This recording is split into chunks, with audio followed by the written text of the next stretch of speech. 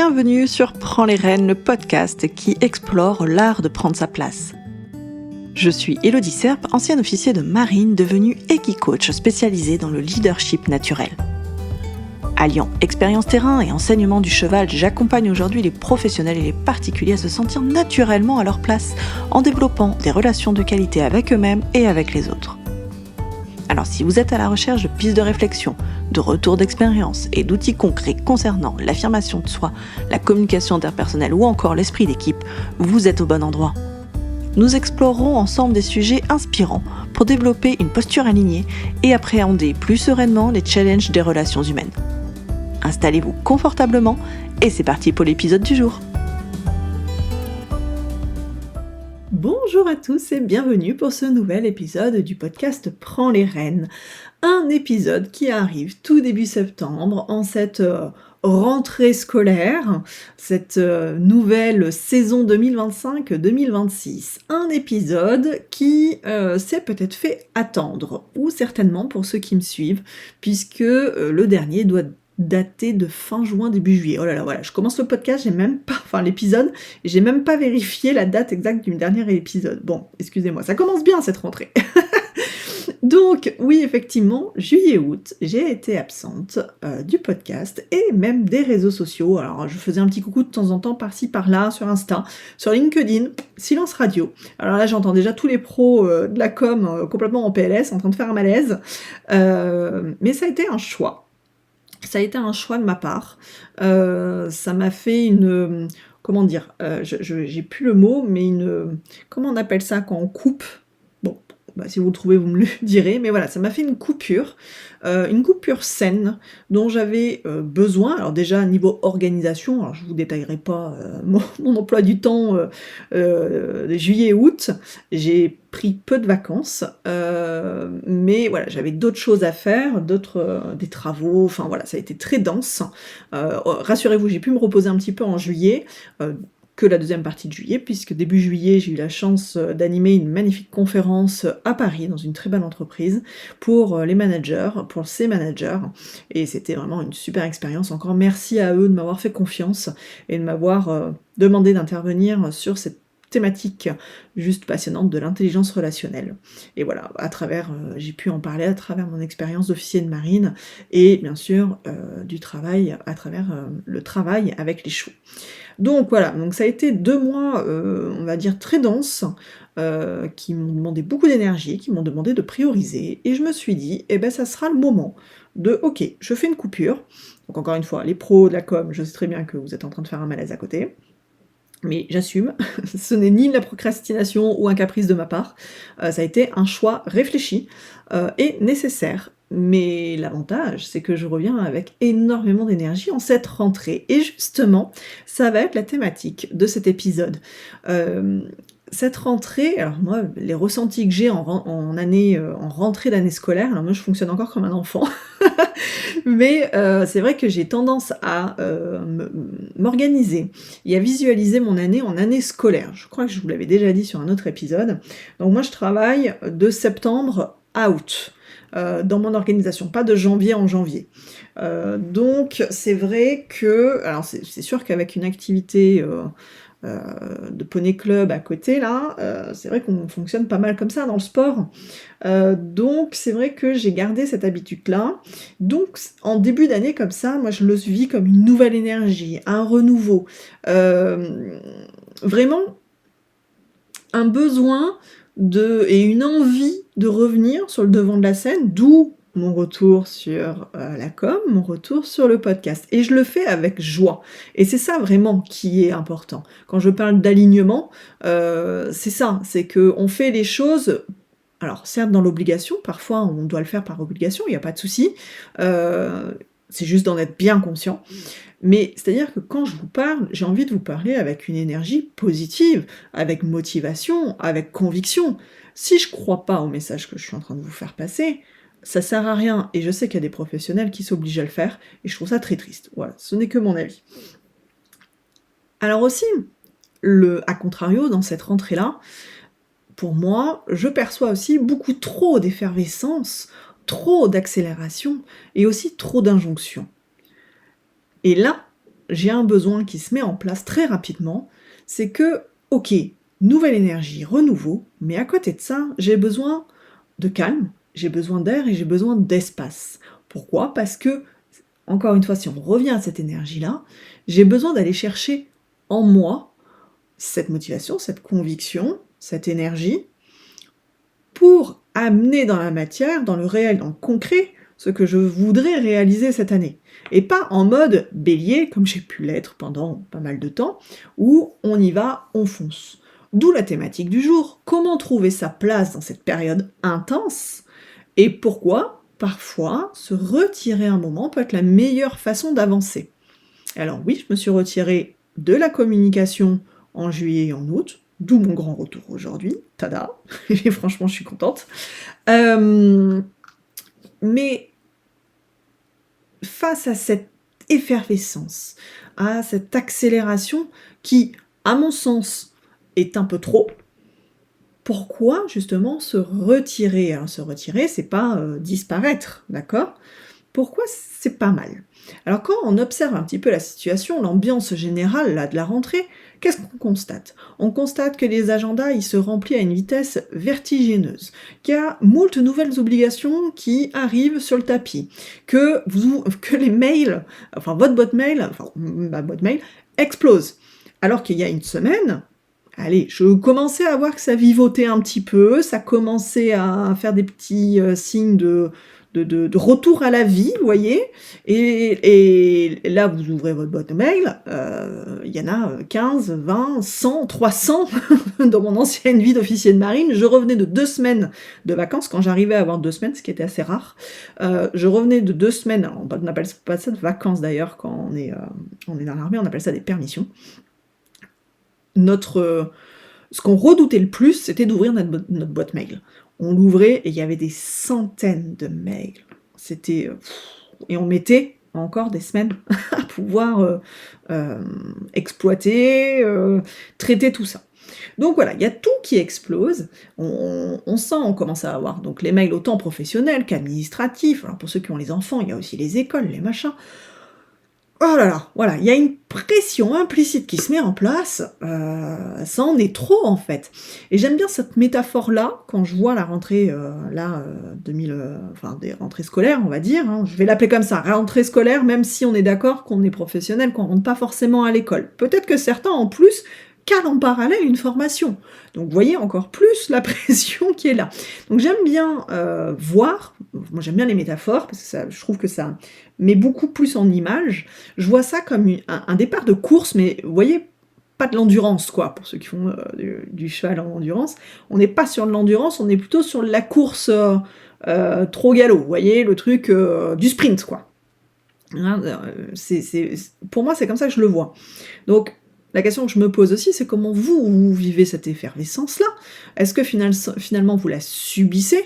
Ou est-ce que vous arrivez à adapter votre rythme, et pas suradapter, à adapter. Alors je ne dirais pas non plus garder votre rythme, parce qu'il faut être réaliste, garder le rythme que l'on a en juillet et en août, on sait très bien que ça passe pas, d'accord ? Alors, je suis désolée pour ceux qui n'ont pas forcément le même rythme, qui peut-être partent en vacances, alors là je ne suis pas du tout désolée pour vous, au contraire je suis très contente, il y en a qui travaillent à fond juillet-août, et qui vont se poser et avoir des vacances à partir de septembre, donc c'est très bien pour vous. Vous comprenez bien que mon message s'adresse globalement à ceux qui travaillent par exemple en entreprise ou qui ont une activité qui fait que juillet-août, parce que je vous partage aussi mon ressenti, mon expérience, d'accord ? Donc après, n'hésitez pas à transposer à votre propre rythme, peut-être que vous c'est janvier, peut-être que... voilà.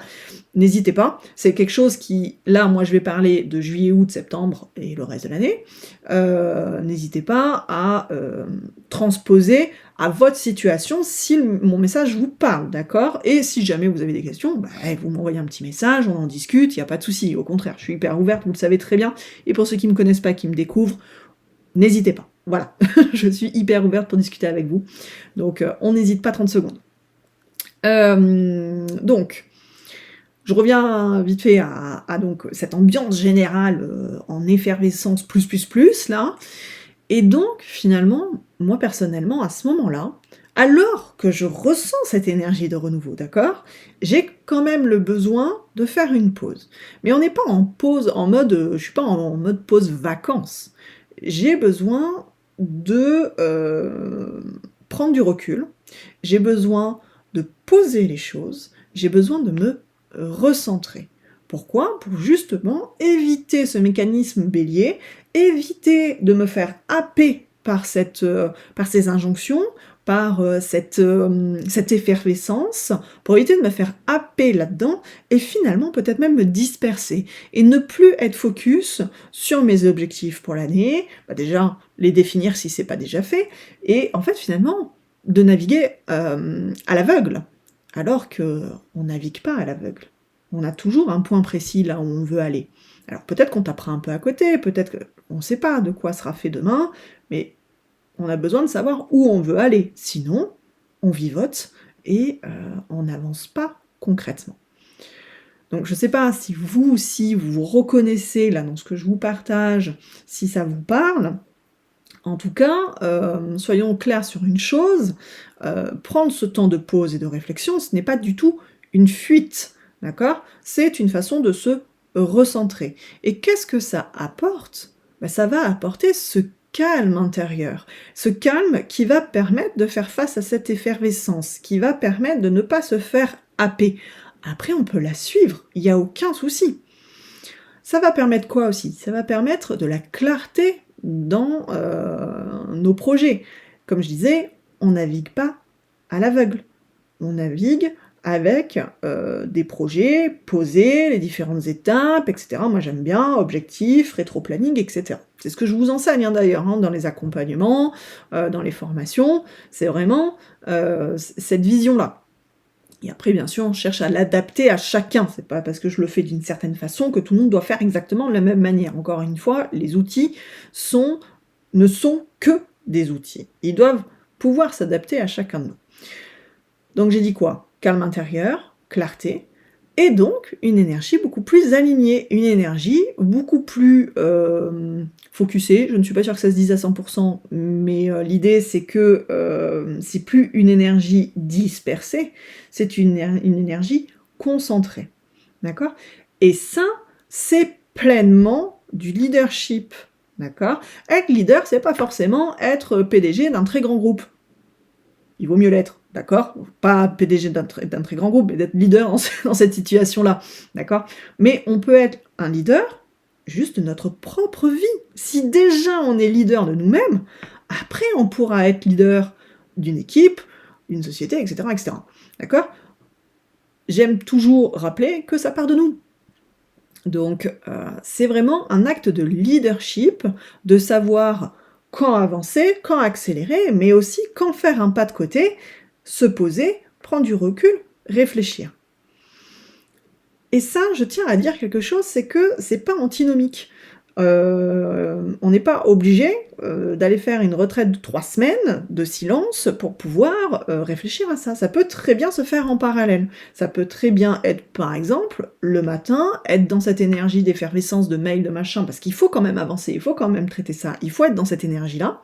Alors attention, le « il faut » quand je l'utilise, c'est pas des injonctions, d'accord?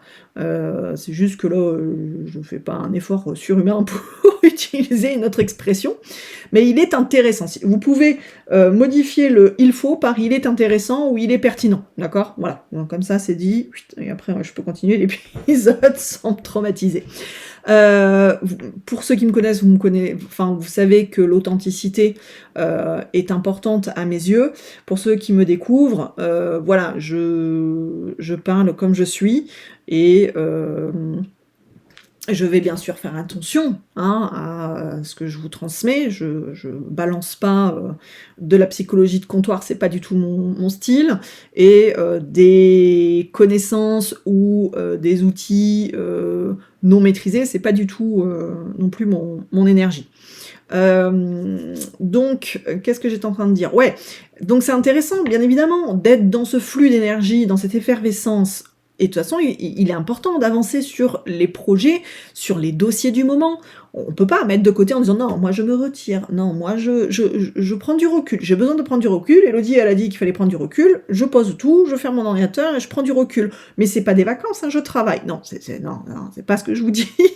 Ce que je vous dis, c'est que c'est important d'avoir des temps de réflexion, des temps en fait de chef.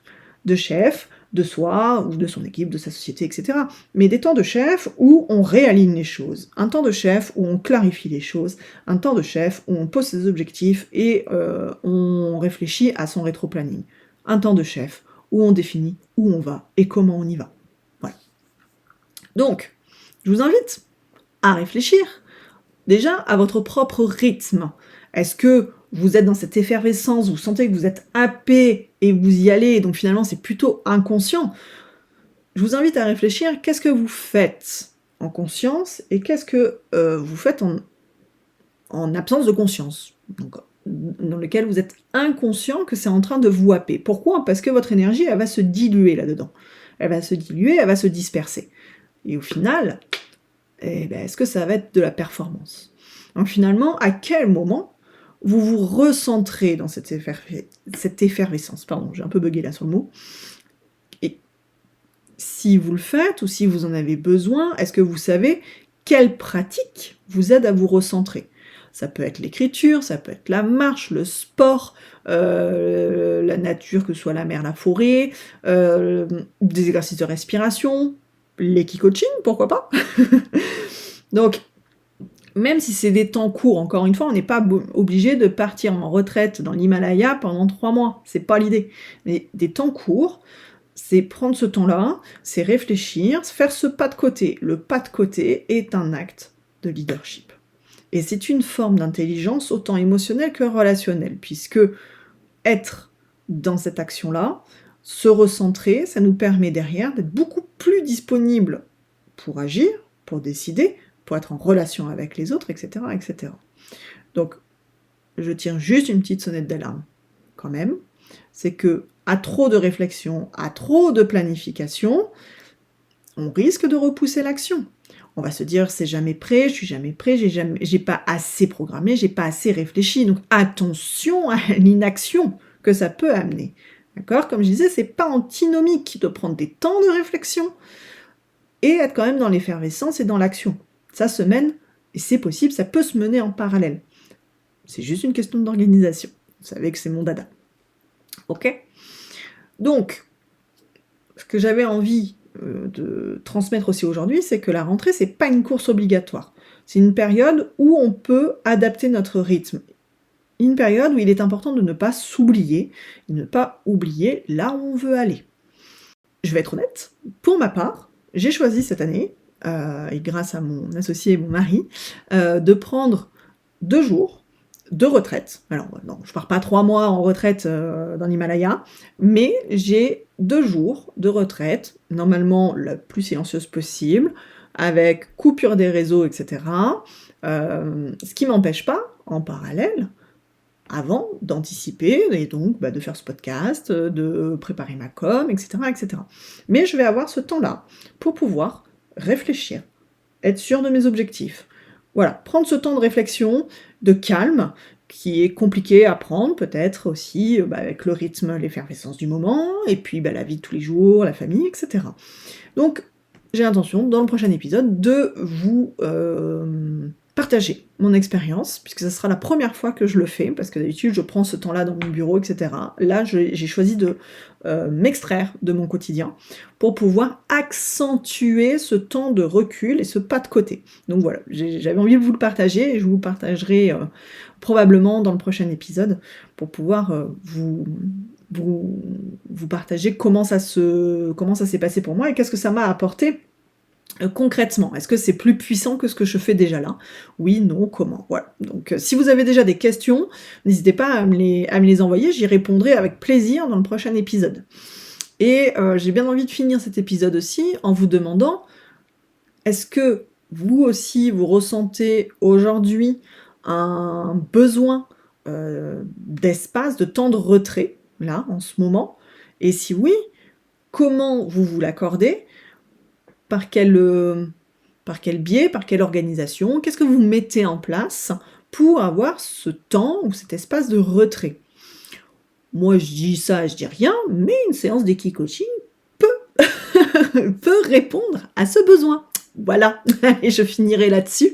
En tout cas, si vous avez la moindre question, si vous avez envie d'échanger sur ce sujet, si vous avez des questions, voilà, n'hésitez pas à m'envoyer un petit message via les réseaux sociaux ou via mon mail, via aussi mon site internet, enfin voilà, comme vous voulez. Et puis on peut en discuter avec grand plaisir. Moi, c'est un sujet que j'adore parce que c'est vraiment une énergie que j'aime beaucoup. D'un côté cette effervescence et d'un côté ce besoin de calme et de recentrage.